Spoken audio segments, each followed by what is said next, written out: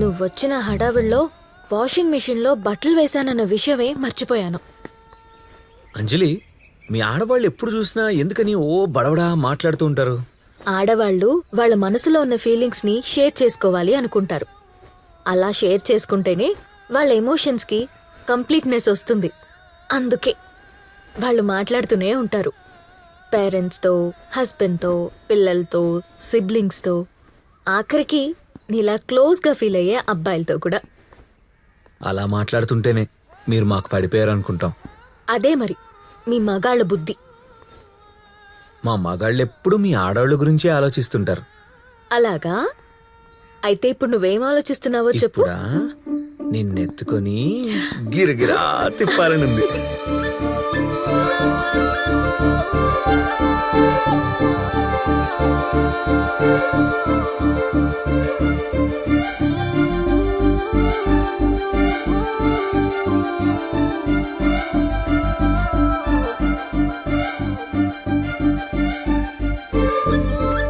Stop! Stop!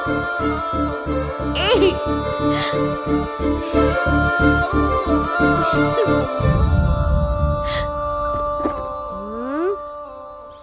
ఈ bucket తీయకుండా ఇప్పుడు పట్టుకొని చూద్దాం.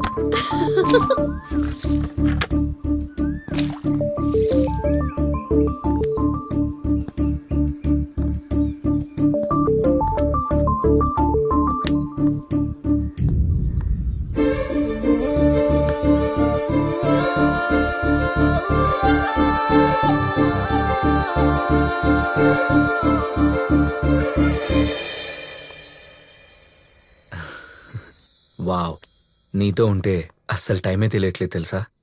చిన్న చిన్న కోరికలు తీర్చుకోవడంలో కూడా ఇంత ఆనందం ఉంటుందని నేను ఎప్పుడూ అనుకోలేదు. ఇలా నువ్వు నవ్వుతూ ఉంటానంటే నీ కోరికలన్నీ తీర్చడానికి నేను రెడీ. Oh, thank you. నీకు చెస్ ఆడడం వచ్చా? నేను చెస్ చాలా బాగా ఆడతాను. అయితే పద. ఈ చెస్ గేమ్ కి మన లైఫ్ కి చాలా కనెక్షన్స్ ఉన్నాయి. అవునా? ఎస్. ఈ చెస్ బోర్డ్ లో బాక్సెస్ అన్ని half black and half white ఉంటాయి.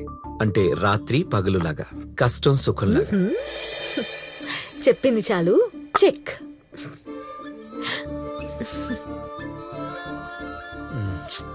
అందమైన ఆడదాని చేతిలో ఓడిపోవడం కూడా ఆనందమే.